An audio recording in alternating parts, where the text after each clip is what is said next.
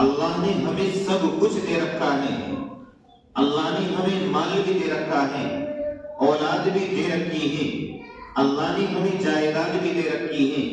سر چھپانے کے لیے آپ کے اور ہمارے پاس چھت موجود ہے، اور اسی طریقے سے اللہ نے ہمیں کھانے کے لیے نوالہ بھی دے رکھا ہے۔ لیکن اللہ نے یہ بھی کہا ہے کہ میں تم سے ان سب کا حساب ضرور کروں گا۔ یاد رکھو، اللہ تبارک و تعالیٰ کے نزدیک اناج کی کوئی اہمیت نہیں، ہمارے نزدیک اس کی اہمیت ہوگی۔ ہمارے کھانے پینے کی کوئی اہمیت نہیں، ہماری باتوں کی کوئی اہمیت نہیں ہو سکتی ہے۔ اللہ کے نزدیک اگر اہمیت ہوگی تو اپنی بات کی ہوگی، یعنی جو اس نے قرآن مقدس نازل کیا ہے اس کے اندر جو اللہ نے بتایا ہے اس کی اہمیت اللہ کے نزدیک ضرور ہوگی۔ اللہ تبارک و تعالیٰ کے نزدیک اپنی بات کی اہمیت بہت زیادہ ہوگی۔ کیوں؟ کیونکہ ہمارا خالق وہی ہے، ہمارا مالک وہی ہے، ہمارا شافع، ہمارا رافع، ہمارا سب کچھ وہی ہے، اور ہمیں بھی اس کے لیے اپنا سب کچھ قربان کرنے کے لیے رہنا پڑے گا۔ اگر انسان یہ سوچے اور یہ سوچ کر زندگی گزار رہا ہے کہ بس دنیا میں آ گئے، آ کر کے زندگی گزاری اور دنیا سے چلے گئے، ایک نظام چل رہا ہے، اسی نظام کے تحت آپ بھی اور ہم بھی آ گئے ہیں، تو آپ کو 1400 صدی پہلے کی تاریخ اٹھا کر کے دیکھنی پڑے گی۔ آج کے ان حالات کو آپ اس وقت کے حالات سے جب میچ کریں گے، جب ان کو جوڑ کر کے نتیجہ نکالیں گے، تو یقیناً آپ کو وہ دور بھی یاد آئے گا، اللہ کے رسول کا دور بھی یاد آئے گا۔ اللہ کے رسول کے دور سے پہلے بھی موسیٰ علیہ السلام کا بھی دور یاد آئے گا، عیسیٰ علیہ السلام کا بھی دور یاد آئے گا۔ اس سے بھی پیچھے جاؤ گے تو حضرت نوح علیہ السلام کا دور بھی یاد آئے گا، اور اس سے بھی پیچھے جاؤ گے تو آپ کو آدم علیہ السلام کا دور بھی یاد آئے گا۔ لیکن یہ اس وقت ہوگا جب آپ اور ہم اپنے بچوں کو دینی تعلیم سے آراستہ کریں گے، اپنے بچوں کو آپ اور ہم دینی تعلیم سے پیوست رکھیں گے، دینی تعلیم سے ہمارے اور آپ کے بچے جڑے رہیں گے۔ میں یہ نہیں کہتا کہ آپ اپنے بچوں کو ڈاکٹر مت بناؤ، اپنے بچوں کو آپ انجینئر مت بناؤ، اپنے بچوں کا پائلٹ مت بناؤ، میں بالکل نہیں کہتا، لیکن میں اتنا ضرور کہنا چاہوں گا، اس وقت جو دور چلا ہوا ہے، ساری دنیا آج مل کر اسلام کی مخالفت پر تلی ہوئی ہے، ساری حکومتیں آج اسلام کو سمیٹنا چاہتی ہیں، اسلام کو برباد کرنا چاہتی ہیں۔ آپ نے ابھی دیکھا ہوگا، حال فی الحال میں آپ کے سامنے ایک فیصلہ سنایا گیا ہوگا، آپ نے ضرور انٹرنیٹ کے ذریعے، سوشل میڈیا کے ذریعے، دیگر ویب سائٹوں کے ذریعے ایک قانون پاس کیا گیا ہے۔ اس دیش میں رہنے والے کو ایک قانون کے تحت آنا پڑے گا، سب کا لباس بھی ایک ہوگا، نکاح کا طریقہ بھی ایک ہوگا، عدت کا طریقہ بھی ایک ہوگا، طلاق و عبادت کا طریقہ بھی ایک ہوگا۔ یعنی سپریم کورٹ سے بھی یا اسی طریقے سے دیگر جگہوں سے بھی اگر کوئی بل پاس ہو کر کے اب تک پہنچ جاتا ہے تو آپ کو یاد رکھنا پڑے گا، حکومت چند دن کی ہے، 10 سال 20 سال کی ہے، لیکن اللہ کا وہ قانون ازلی اور ابدی ہے، نہ وہ ختم ہونے والا ہے، نہ کہ آپ اور ہم اس کو ختم کر سکتے ہیں۔ یہ دنیا کی سپریم کورٹ اسی طریقے سے فیصلہ سنا کر کے خاموش ہو جائے گی۔ اللہ فیصلہ سنا کر خاموش نہیں ہوا، اللہ نے یہ فرمایا وَيَسْأَلُونَكَ عَنِ الْخَمْرِ وَالْمَيْسِرِ کہ لوگ آپ سے اگر شراب کے بارے میں معلوم کریں گے، یا اسی طریقے سے وَيَسْأَلُونَكَ عَنِ الْمَحِيضِ اگر آپ سے یعنی آپ علیہ السلام کو کہا جا رہا ہے آپ سے لوگ عورتوں کے بارے میں معلوم کریں گے یا عدت کے بارے میں معلوم کریں گے، سپریم کورٹ کا وہ فیصلہ نہیں سنایا جائے گا۔ سپریم کورٹ کا جو بھی فیصلہ ہو، شریعت کے اندر اگر مداخلت ہوگی، شریعت کے اندر اگر مداخلت کی جائے گی، شریعت کے مطابق آپ کو آنا پڑے گا، اس فیصلے کو نہیں لیا جا سکتا۔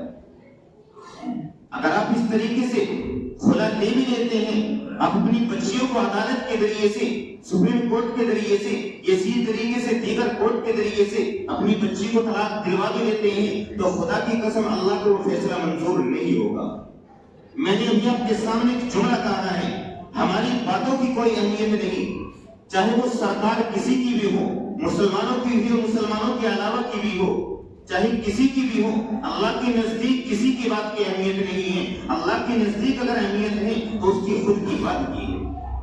جو اللہ نے فیصلہ سنا دیا ہے وہ ہمیشہ ہمیشہ رہے گا، اس کے فیصلے کو کوئی تبدیل نہیں کر سکتا ہے، حتیٰ کہ نبی بھی تبدیل نہیں کر سکتا ہے اس کے فیصلے کو۔ تو ہماری اور آپ کی کیا مجال ہے کہ ہم اللہ کے فیصلے کو تبدیل کر سکیں؟ حکومت جو بھی فیصلہ سنا دے، لیکن مسلمانوں کو اس کے اوپر عمل کرنا پڑے گا جو شریعت نے بتایا ہے۔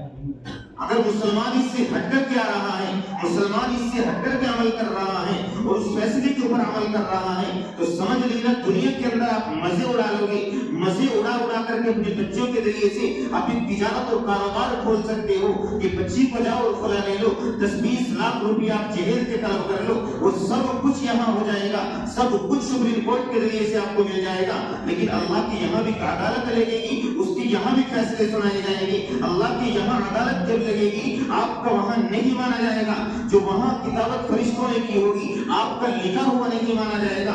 سپریم کورٹ کا وہ فیصلہ آپ کا لکھا ہوا جو آپ یہاں سے دنیا سے لے کر کے اوپر جائیں گے، چاہے اس کو قبر میں اپنے ساتھ لے کر کے چلے جانا، چاہے آپ اس کو میدان محشر میں لا کر کے اللہ کے سامنے پیش کر دینا، خدا کی قسم اللہ نہیں مانے گا۔ اللہ کہے گا میرے فرشتوں نے رجسٹر لکھ رکھا ہے، اس رجسٹر کو لے کر کے آؤ، اس میں دیکھتے ہیں کیا فیصلہ۔ اللہ کی یہاں بھی عدالت رہے گی، اللہ کے یہاں بھی فیصلے سنائے جائیں گے، تو ان فیصلوں کے اوپر آپ کو عمل کرنا پڑے گا۔ مسلمانوں کے لیے تو اللہ نے 1400 سال پہلے قانون نافذ کر دیا ہے، اب اس سے ہٹ کر کے مسلمانوں کو دوسرے قانون کی ضرورت نہیں پڑے گی۔ اللہ نے تو ہمیں اللہ کے رسول کے ذریعے سے، نبی کے ذریعے سے اللہ نے ہمیں وہ پیغام مکمل طریقے سے پہنچا دیے ہیں جن کے مطابق انسان زندگی گزار کر کے اپنے مطابق اسلام کے مطابق آ کر کے صحیح طریقے سے صحیح معنی میں انسان کا بچہ کہلانے کا مستحق بن سکتا ہے۔ لیکن آج مسلمانوں کی حالت دیکھو، مسلمانوں کا صرف نام کا مسلمان، اور مسلمانوں کی حالت کیا ہے؟ یعنی 14 صدی کے جو اس وقت کے مسلمان ہیں وہ صرف یہ سمجھتے ہیں کہ ہاں دنیا میں آ گئے، کھایا پیا اور مزے لیے، یعنی سب کے ساتھ ہوتا ہے، ہم نے بھی دولت کمائی، دولت اکٹھی کر کے ہم نے مزے لیے اور دنیا سے چلے گئے، دنیا میں آئے تھے اور سب کے ساتھ یہ معاملہ ہوتا ہے۔ والدین کی پیار محبت سب کو ملتی ہے، ہمیں بھی مل گئی۔ اسی طریقے سے آگے جب بڑے ہوئے، جوان ہوئے، ہم نے بھی دولت اکٹھی کری، دولت اکٹھی کر کے ہم نے بھی مزے لیے اور مزے لے کر کے دنیا سے جانے کا وقت آیا، بڑھاپا آیا، جوانی دیکھی، سب کچھ دیکھا، 30-40 سال کا عرصہ گزارا، اس کے بعد ہم کو قبر کے اندر رکھ دیا۔ آپ یاد رکھنا، اگر آپ یہ سمجھتے ہیں، آپ یہ کہیں گے کہ قبر کے اندر رکھنے کے بعد ہم نے کبھی نہیں دیکھا، ہم نے کبھی نہیں دیکھا کہ اللہ کے رسول کی حدیث ہے کہ جنت یا کہ جہنم کا ایک گڑھا ہے یا پھر جنت کے باغوں میں سے کوئی ایک باغ ہے، نہ تو ہمیں اس قبر کے اندر پھول نظر آئے، نہ ہی اس کے اندر بہتے ہوئے انگارے نظر آئے۔ یہ سب مولویوں کے ڈھکوسلے ہیں، کسی کا کوئی قانون نہیں ہے، بس دنیا آئی ہے اور چلی گئی ہے، ہم بھی پیدا ہوئے ہیں اور چلے جائیں گے۔ کیا یہی صرف زندگی ہے؟ یہ ہے مسلمان کی حالت۔ مسلمان صرف یہی سمجھتا ہے۔ اٹھاؤ اس سے پہلے کی تاریخ، جب آپ کو پتا چلے گا مسلمان نے صرف یہی سمجھ لیا ہے کہ ہم نے قبر نہیں دیکھی، قبر کا عذاب نہیں دیکھا، اس کے اندر بس ایک یعنی پروسیس چلا ہوا ہے، بس دنیا میں آتے ہیں، ماں باپ کا پیار ملتا ہے، سب کچھ ہوتا ہے، اور جتنے یہاں مزے لینے ہیں لے سکتے ہیں، مزے لے کر کے اس دنیا سے چلے جائیں گے، اس کے بعد پھر یہاں سب ختم ہو جائے گا۔ اس طرح کا مسلمان اب دنیا کے اندر پایا جاتا ہے۔ یاد رکھو، اگر آپ کے دل کے اندر شک و شبہ ہے، اگر آپ کے دل کے اندر یہ پیدا ہو جاتا ہے شک کہ قبر کے اندر کیا ہو سکتا ہے، قبر کے اندر کچھ بھی نہیں ہوگا، یہ ساری چیزیں تو مولویوں کی بتائی ہوئی ہیں، یہ سب تو مولوی بتاتے ہیں، مولوی بتانے والا نہیں ہے، مولوی خود کا پیغام نہیں سنا رہا ہے، نہیں اپنا پیغام سنا سکتا ہے، وہ قاصد ہے کس کا؟ اللہ کا قاصد ہے، رسول اللہ کا قاصد ہے۔ آپ اگر یہ سب کچھ کہہ رہے ہیں تو آپ کی جنگ مولوی سے نہیں بلکہ اللہ سے جنگ ہے۔ آپ کو جو پیغام سنایا جا رہا ہے پیغام سنانے والا آپ کے سامنے ایک عالم ہو سکتا ہے، لیکن بات جس کی سنائی جا رہی ہے اصل جگہ اس سے کرنا چاہتے ہیں. یعنی گویا کو اللہ تبارک و تعالیٰ کو ہم یہ کہنا چاہتے ہیں کہ 5 وقت کی نماز آپ نے ہمارے اوپر کیوں رکھ دی ہے، ہماری مرضی ہے، ہم پڑھے یا نہ پڑھے کوئی سوال نہیں ہوگا. میدان محشر کہاں لگے گا؟ کوئی چیز نہیں ہے میدان محشر. اگر آپ کے دل کے اندر ایسے چیزیں پیدا ہوتی ہیں تو یاد رکھو مسلمانوں، اگر آپ کا ایمان اتنا کمزور ہے تو پھر آپ یاد رکھنا کوئی بڑی قربانی آپ نہیں دے سکتے، کیونکہ آپ کا آخرت کے اوپر یقین نہیں ہے. ایمان آپ لے آئے ہیں اس کے اوپر کہ ہاں مسلمان ہیں، بس تھوڑا سا پڑوسی مسلمانوں نے یہ بھی رکھا ہوا ہے کہ ہاں اگر خدا نہ خواستہ ایسا ہو گیا کہ میدان محشر میں اللہ نے لا کر کے کھڑا کر لیا تو تھوڑا سا کام مسلمان یہ دنیا سے کر جاتا ہے کہ کم سے کم ایک اچھا کام دنیا سے کر جاؤ. کہیں ایسا نہ ہو کہ آپ کھلے تو پتا چلے میدان محشر سجا ہوا ہے، میں سب کچھ جو سوچ رہا تھا ایسا کچھ بھی نہیں ہے. اگر خدا نہ خواستہ میدان محشر لگ گیا، اللہ کے سامنے حاضر ہو گئی تو کم سے کم اگر کچھ بھی نہیں جمعے کی نماز ادا کر لیں گے اس بہانے سے، کیونکہ مسلمان گھرانوں کے اندر پیدا ہو گئے ہیں تو اس وجہ سے نماز پڑھ لیں گے. ہو سکتا ہے ہمارے پاس ایک چیز ہو اللہ کے سامنے پیش کرنے کے لیے کہ اللہ ہم نے تیرے سامنے ایک سجدہ کیا تھا اور اس سے ہماری مغفرت کرو. کیا اس کے اوپر مغفرت آپ تکیہ لگائے بیٹھے ہیں؟ ایسے مغفرت ہو جائے گی؟ نہیں، کیونکہ آپ کے ایمان کے اندر کمزوری پائی جا رہی ہے. بہت سارے مسلمان ایسے دنیا کے اندر پائے جاتے ہیں. اگر آپ یہ کہیں گے کہ ہم نے قبر کا عذاب نہیں دیکھا، ہم نے قبر کے، یعنی کوئی یہ کہتا ہے اللہ کے رسول نے یہ کہا ہے کہ قبر یا تو جہنم کا ایک گڑھا ہے یا پھر جنت کے باغوں میں سے ایک باغ ہے، ہمیں قبر کھود کر کے دکھاؤ. اگر ایسا ہوا تو ہم آج سے ہی ہم پکے سچے مسلمان بن جائیں گے. تو پھر یاد رکھو اللہ کے نزدیک غیب کا ایمان معتبر ہے. آپ دیکھ کر کے ایمان لے کر کے آئیں گے وہ اللہ کے نزدیک معتبر نہیں ہو سکتا ہے. حضرت موسیٰ علیہ السلام جس وقت اللہ تبارک و تعالیٰ نے فرعون کے یہاں بھیجا تھا، فرعون کے پاس کیا نہیں تھا؟ سب کچھ اس کے پاس موجود تھا. لیکن فرعون کو کس وجہ سے موسیٰ علیہ السلام کے پیچھے آنے سے شرم آ رہی تھی؟ کیونکہ اسے پتا تھا کہ اگر آپ نے مان لیا موسیٰ کو تو ماننے کا مطلب وہ نہیں جو 1400 صدی کے بعد آج کے مسلمان مانتے ہیں. یعنی جو آج کے اس وقت کے جو مسلمان ہیں ماننے کا مطلب یہ نہیں ہے، بلکہ فرعون کو بھی پتا تھا کہ اگر میں نے موسیٰ کو مان لیا اور موسیٰ کو نبی تسلیم کر لیا تو پھر جتنے مزے میں لے رہا ہوں اتنے مزے نہیں لے پاؤں گا. اور پھر موسیٰ علیہ السلام کے سامنے اس نے کیا کہا تھا؟ اس نے بھی یہی کہا تھا کہ بتاؤ معاشرے کے اندر عزت کس کی ہے؟ تم گلی سے گزرو تمہیں کوئی سلام نہیں کرے گا، میں گلی سے گزروں. فرعون کہہ رہا ہے کہ میں ایک گلی سے گزر جاؤں تو لوگ جھک جھک کر کے مجھ کو سلام کریں گے. بتاؤ پھر دنیا کے اندر عزت کس کی ہے؟ اور تم کہہ رہے ہو کہ مجھ کو نبی بنا کر کے بھیجا گیا ہے. اور پھر بنی اسرائیل کو بھی نہیں معلوم تھا کہ اللہ تبارک و تعالیٰ کی مدد کہاں سے آئے گی. کسی کو نہیں معلوم تھا کہ اللہ تبارک و تعالیٰ مدد کیسے کرے گا. بنی اسرائیل کو کہاں پتا تھا کہ فرعون کو سمندر کے اندر، جب بنی اسرائیل کے اندر اللہ تبارک و تعالیٰ نے حضرت موسیٰ علیہ السلام کو نبی بنا کر کے بھیج دیا، جتنی مصیبت ان کے اوپر پہلے تھی اس سے زیادہ مصیبت جس وقت موسیٰ علیہ السلام نے نبوت کا دعویٰ کیا اس وقت ان کے اوپر مصیبت اور دوگنا ہو گئی.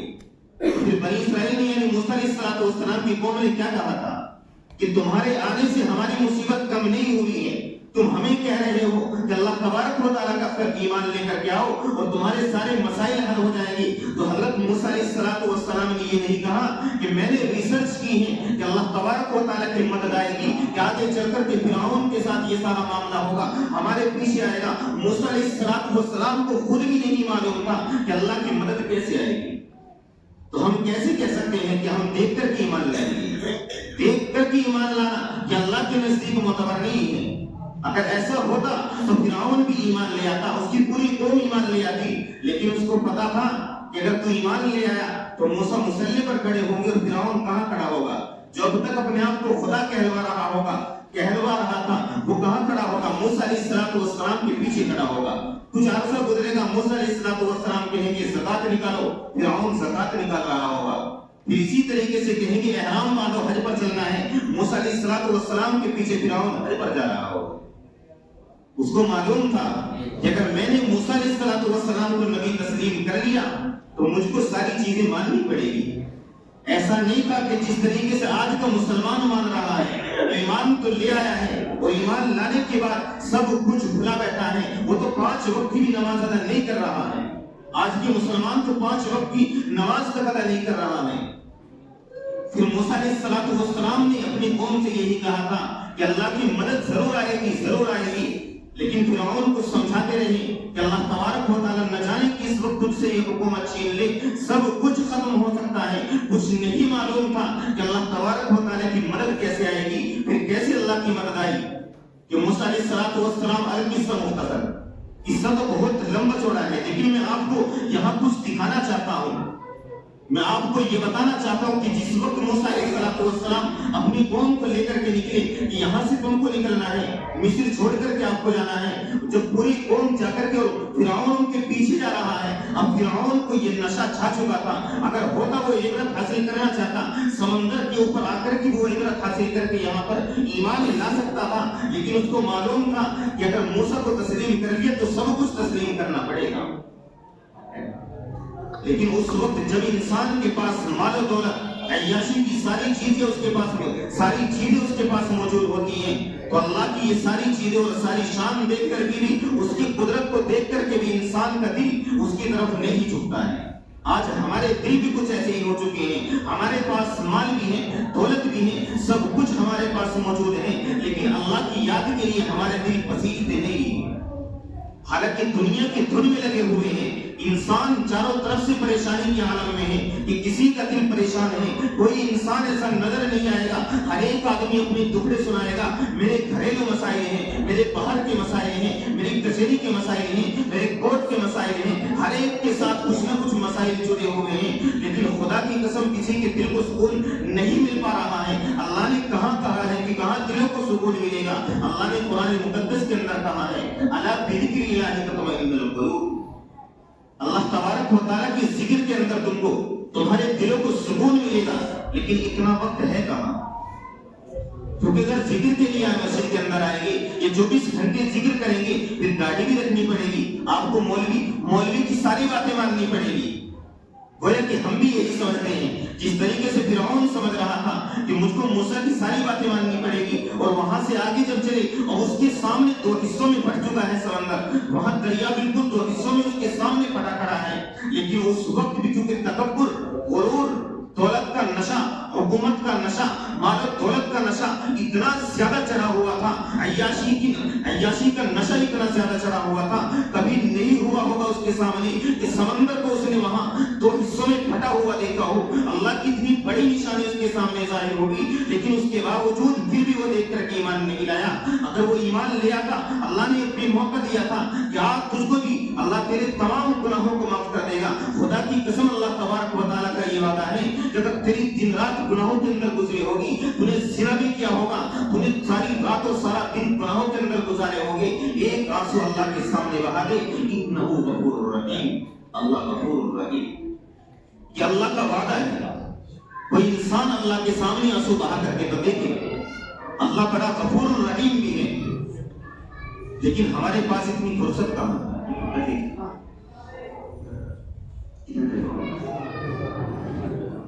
خیر، میں آپ کو یہ بتانا چاہتا ہوں، موسیٰ علیہ السلام بالکل بات مختصر، ورنہ بات تو بہت کی جا سکتی ہے اور بہت کچھ کہنا چاہتا تھا۔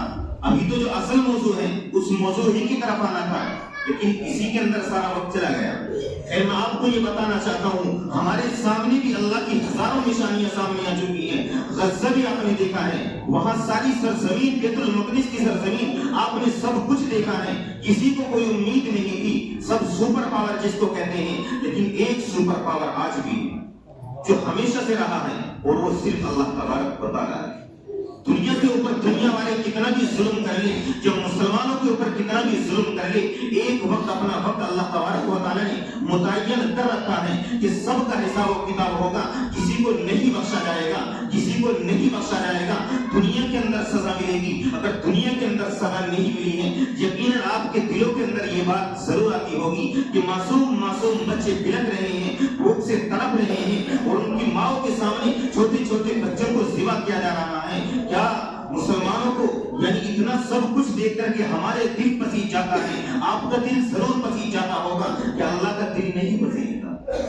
یقیناً اللہ تبارک و تعالیٰ کو بھی رحم آنا چاہیے۔